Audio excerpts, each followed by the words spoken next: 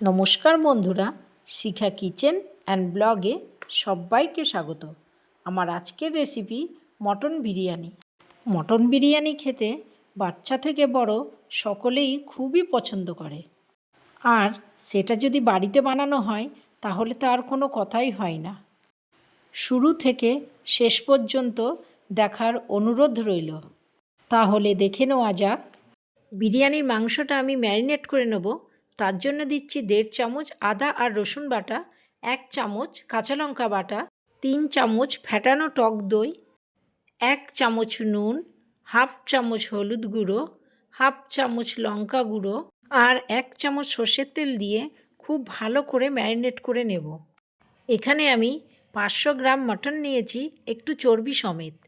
এবার প্লেট চাপা দিয়ে 1 ঘন্টা মতো রেখে দেবো। এবার 3 চামচ সাদা তেল গরম করে ফোড়নে দেবো গোটা গরম মশলা আর একটা তেজপাতা। ফোড়নটা একটু নাড়িয়ে দিয়ে দেবো 3টে কুচনো পেঁয়াজ। পেঁয়াজটা যখন ব্রাউন করে ভাজা হয়ে যাবে তখন দিয়ে দেবো ম্যারিনেট করে রাখা মাংস। এবার মাংস আর পেঁয়াজ খুব ভালো করে 10 মিনিট ধরে কষিয়ে নিতে হবে। এই সময় আঁচটা মিডিয়াম টু লোতে রেখে কষাতে হবে। এবার ঢাকা বন্ধ করে 5 মিনিট রেখে দেবো। 5 মিনিট পর ঢাকা খুলে দিচ্ছি খুব সামান্য একটু চিনি আর একটু গরম মশলা। এবার চিনি আর গরম মশলা একটু ভালো করে মিশিয়ে নিচ্ছি। এবার প্রেসার কুকারে মটন, আলু আর অল্প করে জল দিয়ে মাংস আর আলু সেদ্ধ করে নেব।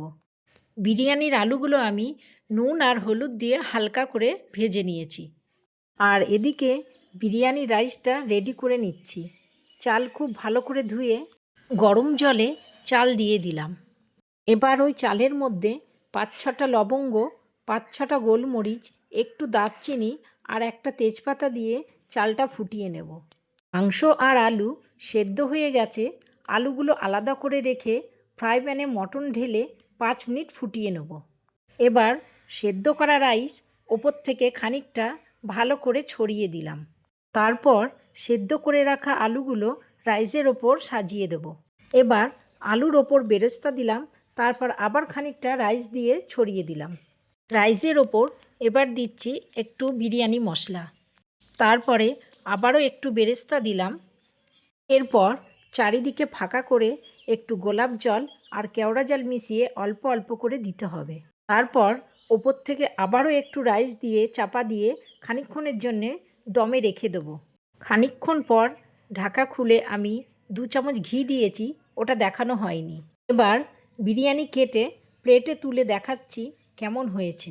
দেখুন বিরিয়ানির মটনটা কেমন জুসি হয়েছে।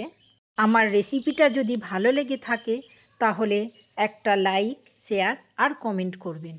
আর আমার চ্যানেলে নতুন বন্ধু হলে চ্যানেলটা সাবস্ক্রাইব করে নেওয়ার অনুরোধ রইল।